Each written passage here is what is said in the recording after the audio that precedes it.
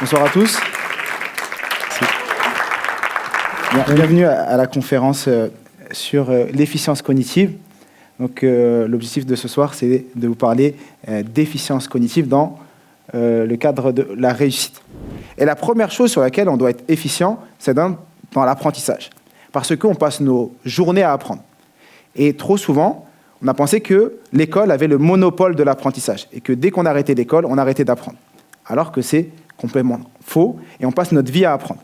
Et donc, quand on parle d'efficience cognitive, c'est toutes les stratégies, toutes les techniques qu'on va mettre en place pour apprendre de manière efficiente et le plus rapidement possible. Qui je suis pour être devant vous et vous parler de tout ça et vous faire cette présentation. Donc moi, je suis Mohamed Boclé, je suis formateur en technique d'apprentissage depuis maintenant plusieurs années. Je suis également vice-champion du monde de lecture rapide et triple champion de France de mind mapping. La connaissance illimitée, c'est apprendre, appliquer, partager. Et l'objectif, plus on va apprendre, plus on va appliquer, plus on va partager, plus on va rendre l'information illimitée. Parce que moi, je partage à une personne, qui partage à une deuxième, à une troisième, à une quatrième, et donc on rend illimité le savoir. Parce qu'on nous parle beaucoup d'égalité. Et effectivement, le système éducatif est basé sur l'égalité. Et souvent, on cherche tous à être égaux, on évalue tout le monde de la même manière. Et aujourd'hui, lorsqu'on se connaît mieux, on n'est plus dans l'égalité, mais on est dans l'équité. Parce qu'on est tous différents. Et la première chose sur laquelle ça va passer, ça va être apprendre à se connaître. Comment moi je fonctionne. Et comment mes collaborateurs fonctionnent. Comment les gens autour de moi fonctionnent. Pour les traiter avec équité. Parce que, comme le montre bien cette image, on est tous différents. C'est qu'on dit qu'il y a le cerveau a deux hémisphères. L'hémisphère droit et l'hémisphère gauche. Vous avez déjà tous entendu parler de ça. L'hémisphère droit est plus là pour la partie émotionnelle. La partie également artistique. Il va être également sur la partie musicale. C'est le cerveau droit. Le cerveau gauche va être plus sur la partie logique, mathématique, structurelle. Et souvent, on va utiliser plus une partie, plus qu'une autre. Et donc, nous, on va chercher les stratégies, les techniques, les outils qui vont nous permettre d'utiliser les deux cerveaux. Et pour ce faire, j'ai un petit exercice que j'aimerais faire avec vous. Je vous demande de vous lever. Donc, votre bouche doit lire l'alphabet et vos yeux doivent voir ce que vous devez faire et faire le mouvement associé. Donc, je vous regarde et je veux vous entendre dire et réciter l'alphabet.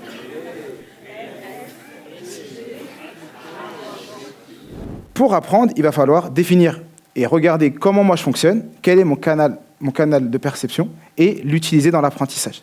Donc ça, c'est ce qu'on appelle le VACOG. Et on dit qu'on a 3 intelligences prédominantes qu'on va utiliser de manière générale dans notre vie. Ce qu'il va falloir faire, dans un premier temps, si on veut être efficient, c'est de savoir quelles sont mes intelligences.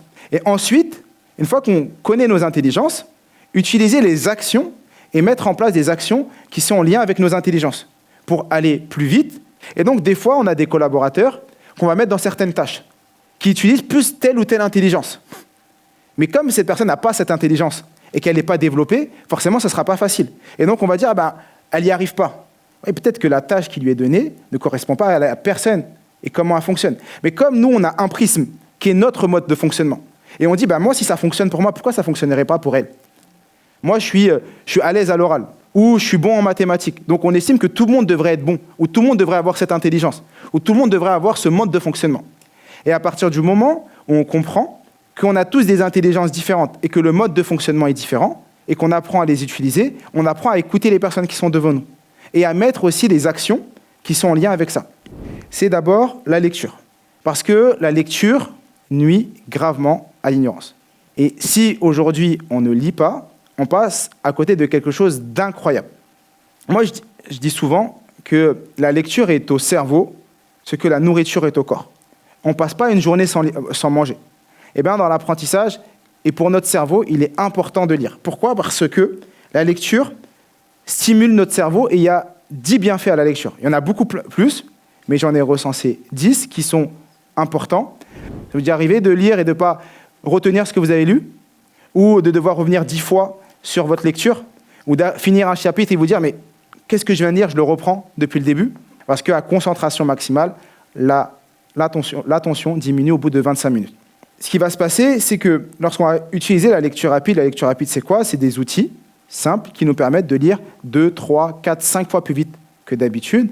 Ce qu'on va utiliser également, c'est ce qu'on appelle le mind mapping. Le mind mapping, c'est une méthode de prise de notes qui associe des mots et des images. Le cerveau fonctionne en arborescence. Et même notre manière de réfléchir et notre manière de penser est faite en arborescence. On pense à une chose, nous en fait penser à une deuxième, à une troisième, à une quatrième, et on part comme ça. On va utiliser cette méthode de prise de notes qui est en adéquation avec le fonctionnement naturel du cerveau. Si vous voulez vraiment être efficient, vous mettez dans le monotâche et être à 100% sur une tâche. Une fois qu'on a fini, on passe à 100% sur la deuxième, 100% sur la troisième, 100% sur la quatrième. Et vous verrez que vous passerez beaucoup moins de temps. Si vous cumulez le total, vous allez faire mieux en moins de temps pour chacune des tâches. Mais souvent, en tant qu'entrepreneur, on a envie de faire plein de choses en même temps. Et aujourd'hui, les gens vont me dire, j'ai pas le temps.